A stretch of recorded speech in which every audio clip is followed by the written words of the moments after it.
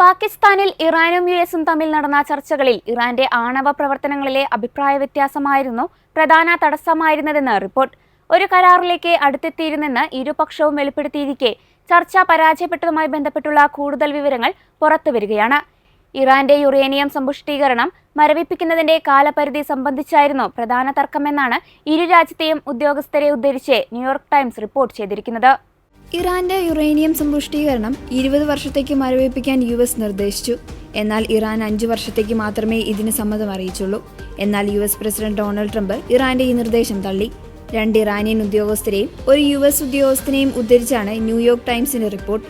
ശുദ്ധീകരിച്ച് uranium ദുർബലമാക്കുമെന്ന് Iran പറഞ്ഞെങ്കിലും US അത് നിരസിച്ചതായും റിപ്പോർട്ടിൽ പറയുന്നു.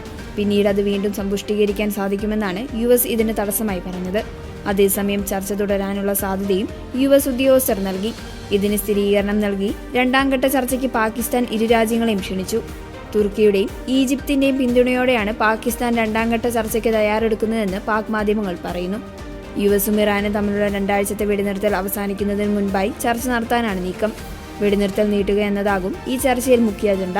തർക്കങ്ങളിലെ തടസ്സങ്ങൾ പരിഹരിക്കാൻ ശ്രമം നടത്തുന്നുണ്ടെന്ന് പാകിസ്ഥാൻ പ്രധാനമന്ത്രി ഷഹബാസ് ഷെരീഫ് കഴിഞ്ഞ ദിവസം പാക് ഫെഡറൽ ക്യാബിനറ്റ് യോഗത്തിൽ അറിയിച്ചിരുന്നു.